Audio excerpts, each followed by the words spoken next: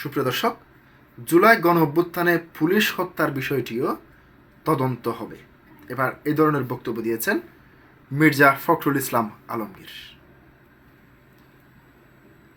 প্রিয় দর্শক, 5ই আগস্টের পরে আমরা দেখতে পেয়েছি 5ই আগস্টের আগে এবং পরে বিভিন্ন জায়গায় থানা লুট করে, পুলিশ হত্যা করে, আগুন দিয়ে পুড়িয়ে মেরে হাজার হাজার থানা লুট করে নেওয়া হয়েছে। এগুলি কারা করেছে? প্রিয় দর্শক, 5ই আগস্টের পরবর্তী সময়ে আমরা দেখেছি একজন গর্ভবতী মহিলা পুলিশকে কিভাবে হত্যা করে টাঙ্গিয়ে রাখা হয়েছে, সে দৃশ্য আমরা চোখে দেখেছি। প্রিয় দর্শক, এবার সেই জুলাই গণ অভ্যুত্থানে পুলিশ হত্যার বিষয়টি তদন্ত হবে বলে জানিয়েছেন মির্জা ফখরুল ইসলাম আলমগীর। আবার তার বিপরীতে যে বক্তব্যটি দেওয়া হয়েছে নাহিদ ইসলামের পক্ষ থেকে, যদি পুলিশ হত্যার তদন্ত হয় তাহলে 5ই আগস্টের আগে, আন্দোলনের আগে কিংবা পরে, আন্দোলনের আগে পুলিশ সদস্যদের গুলিতে যে সমস্ত ছাত্র জনতার কে গুলি করা হয়েছে তাদের বিচারও হতে হবে। আগে তাদের বিচার হতে হবে, তারপর পুলিশ হত্যার বিচার হতে হবে, এ ধরনের বক্তব্য দিয়েছেন।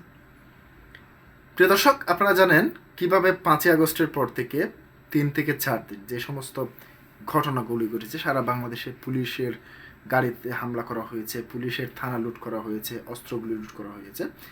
এমন পরিস্থিতিতে যে সমস্ত ঘটনাগুলি ঘটেছে সবগুলোকে দায় মুক্তি দিয়ে অধ্যাদেশ জারি করেছিল আইন উপদেষ্টা আসিফ নজরুল। প্রিয় দর্শক, এই দায় মুক্তি দিয়ে এই ধরনের বড় ঘটনাকে আড়াল করা যায় না। একদিন না একদিন এই পুলিশ হত্যার বিচারও হবে।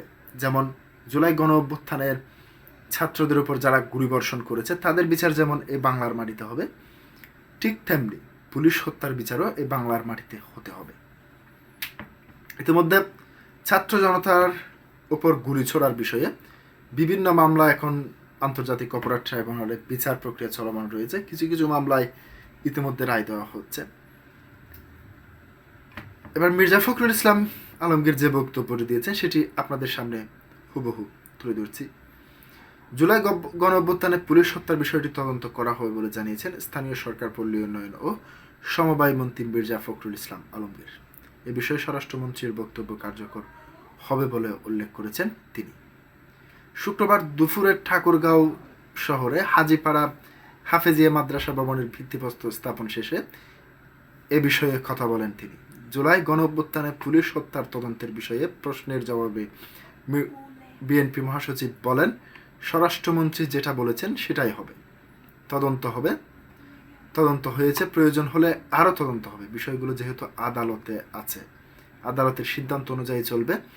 বিএনপি মহাসচিব মির্জা ফখরুল এ সময় সাংবাদিকদের প্রশ্নের জবাবে বলেন, স্থানীয় সরকার নির্বাচন যত সময় অনুষ্ঠিত হবে, বর্তমান সরকার গণতন্ত্রের প্রাতিষ্ঠানিক রূপ দিতে কাজ করছে। স্থানীয় সরকার মন্ত্রী বললেন, দীর্ঘদিন ধরে আমরা শুনে আসছিলাম ফ্যাসিস্ট সরকার রাষ্ট্রীয় বিভিন্ন প্রতিষ্ঠানকে দুর্বল ও অকার্যকর করে ফেলেছিল।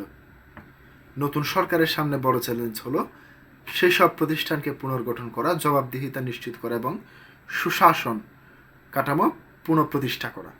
মির্জা ফখরুল বলেন, আমি ঠাকুরগাঁওবাসীর কাছে ঋণী, কারণ তারা আমাকে ভোট দিয়ে নির্বাচিত করেছেন। তাদের ভোটের কারণেই আজ আমি মন্ত্রী হয়ে আসতে পেরেছি।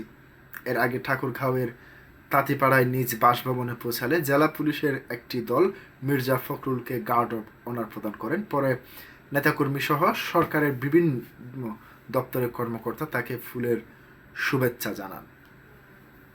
এ সময় উপস্থিত ছিলেন ঠাকুরগাঁও জেলা বিএনপি সভাপতি মির্জা ফয়সাল আমিন, সাধারণ সম্পাদক ফয়গাম আলী এবং অতিরিক্ত জেলা প্রশাসক সর্দার মোস্তাফা শাহিন, পুলিশ সুপার বেলাল হোসেন এবং ঠাকুরগাঁও LGID নির্বাহী প্রকৌশলী মামুন বিশ্বাস প্রমুখ। প্রিয় দর্শক, আজকে পর্যন্তই। আসসালামু আলাইকুম।